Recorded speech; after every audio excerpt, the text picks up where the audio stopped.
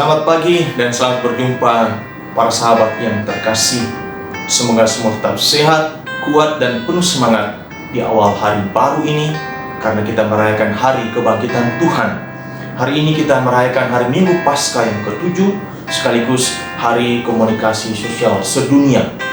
Semoga kita yang telah menerima rahmat iman, percaya kepada Yesus, semakin kokoh dalam iman, dan juga akhirnya kelak menerima mahkota kehidupan kekal sebagaimana yang dijanjikan oleh Sang Juru Selamat kita. Maka agar kita mampu dan semakin teguh menghayati iman kita dalam perjalanan hidup ini, mari sekarang kita menimba nutrisi rohani. Dan terlebih dahulu sejenak kita membuka diri kita, membuka hati kita bagi Allah yang menyapa kita melalui firman-Nya. Kita buka permenungan kita dengan tanda kemenangan Kristus dalam nama Bapa dan Putra dan Roh Kudus. Amin. Tuhan Yesus Kristus, kami bersyukur karena Engkau telah berkenan diutus oleh Bapa untuk menyelamatkan kami umat manusia. Engkau telah wafat namun bangkit mulia dan kini telah naik ke surga untuk membuka pintu surga bagi kami dan menganugerahkan kepada kami kepenuhan janji-Mu, yakni kehidupan yang kekal. Semoga oleh rahmat-Mu kami semakin mampu bertumbuh dalam iman dan juga mengantar saudara-saudari kami untuk mengenal Engkau sebagai Sang Juru Selamat yang mengaruniakan kepada kami kehidupan kekal. Sebab Engkau yang menjadi Juru Selamat kami kini dan sepanjang masa. Amin. Dalam nama Bapa dan Putra dan Roh Kudus. Amin. Para sahabat yang terkasih, Bunda Gereja hari ini mewartakan kepada kita sabda Allah dari Injil Yohanes bab 17 ayat 1 sampai ayat 11a. Dalam perjamuan malam terakhir, Yesus menengadah ke langit dan berdoa, "Bapa, telah tiba saatnya, permuliakanlah anakmu, supaya anakmu mempermuliakan engkau. Sama seperti engkau telah memberi kepadanya kuasa atas segala yang hidup, demikian pula ia akan memberikan hidup yang kekal kepada semua yang telah engkau berikan kepadanya. Inilah hidup yang kekal itu, yaitu bahwa mereka mengenal engkau, satu-satunya Allah yang benar, dan mengenal Yesus Kristus yang telah engkau utus. Aku telah mempermuliakan engkau di bumi dengan jalan menyelesaikan pekerjaan yang engkau berikan kepadaku untuk kulakukan. Oleh sebab itu, ya Bapa, permuliakanlah aku padamu sendiri dengan kemuliaan yang kumiliki di hadiratmu sebelum dunia ada. Aku telah menyatakan namamu kepada semua orang yang kau berikan kepadaku dari dunia. Mereka itu milikmu, dan engkau telah memberikan mereka kepadaku, dan mereka telah menuruti firman-Ku. Sekarang mereka tahu bahwa semua yang engkau berikan kepadaku itu berasal daripadamu.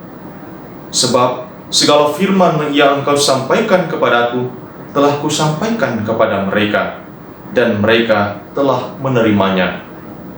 Mereka tahu benar-benar bahwa aku datang daripadamu, dan mereka percaya bahwa engkaulah yang telah mengutus aku. Aku berdoa untuk mereka.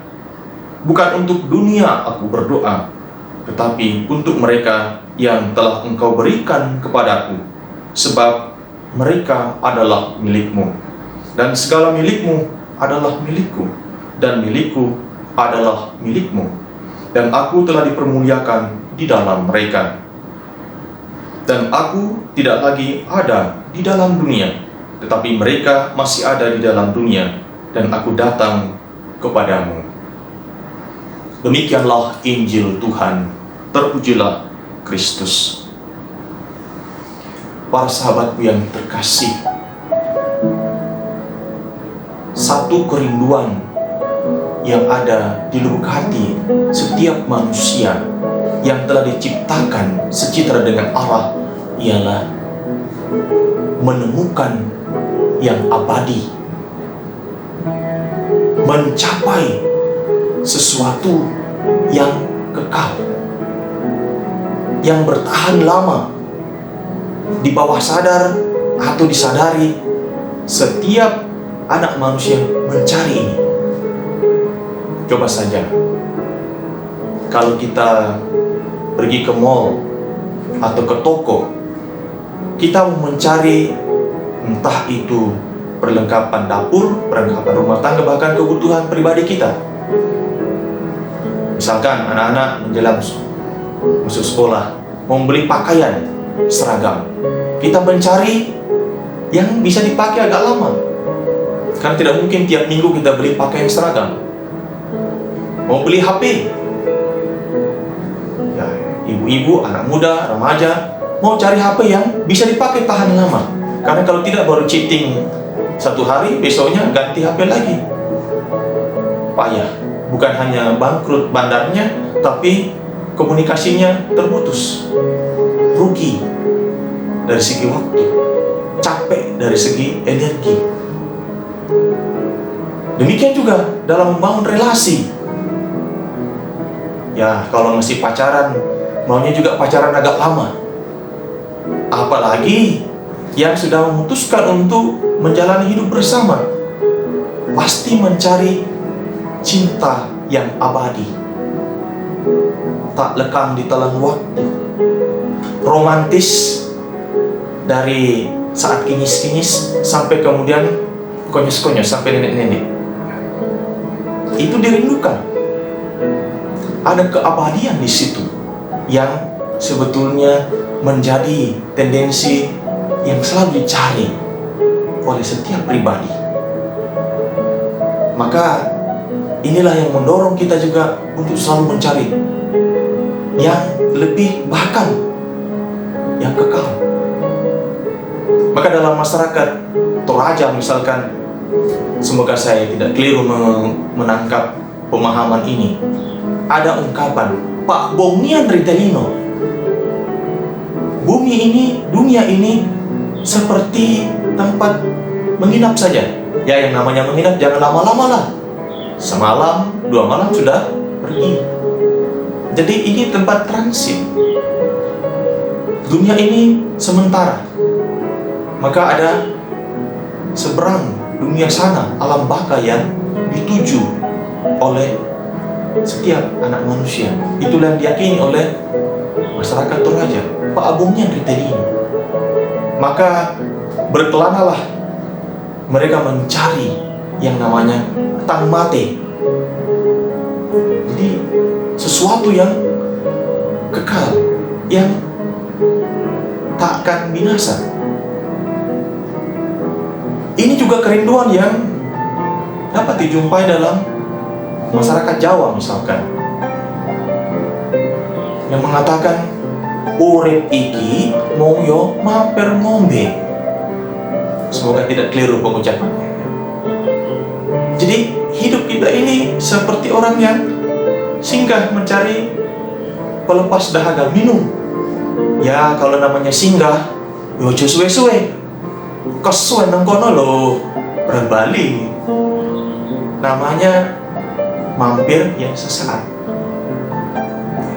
Seperti sopir ya. Ini sopir ini suka mampir, gitu ya, sesaat. Namanya mampir lho, aja suwe-suwe. Karena kita mencari sesuatu yang kekal, yang abadi. Dan di dunia ini tidak ada sesuatu yang abadi, yang mungkin hanya energi. Ada namanya hukum kekekalan energi, tapi tetap berubah. Dari energi panas menjadi penggerak dan seterusnya. Ya, ada juga perubahan.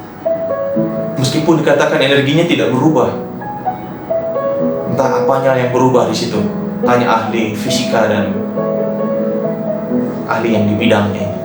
Tapi inilah kerinduan yang mendorong anak manusia untuk mencari yang kekal. Maka pertanyaan untuk kita yang mengikut Yesus, apa itu hidup kekal?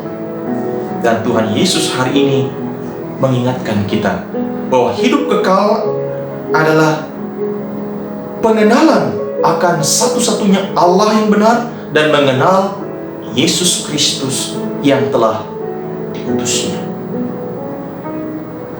Maka keabadian itu kita temukan dalam pengenalan kita, bahkan dalam penyerahan diri kita, jawaban positif kita, afirmatif kita terhadap Allah yang telah mewahyukan diri dalam kepenuhannya dalam diri dan melalui pribadi Yesus Kristus, putranya yang tinggal bersama dengan kita, Sang Immanuel, yang menjadi sama dengan kita dalam segala hal kecuali dalam hal dosa.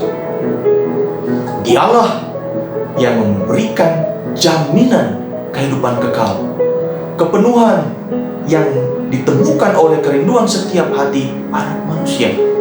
Maka syaratnya apa? Percaya kepada Dia yang diutus oleh Allah, Yesus Sang Juru Selamat. Karena Dialah yang menjanjikan dan memberikan jaminan kehidupan kekal. Maka Ia bersabda, yang akan memberikan hidup kekal kepada semua yang telah Engkau berikan kepadaku.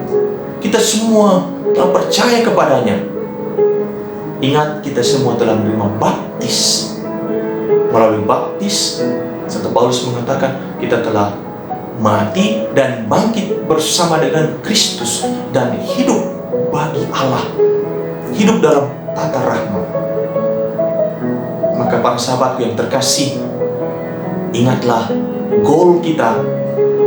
Ya, ada salah seorang sahabat mengingatkan saya dengan sebuah sharing bahwa tujuan hidup kita ini bukan dunia ini, tetapi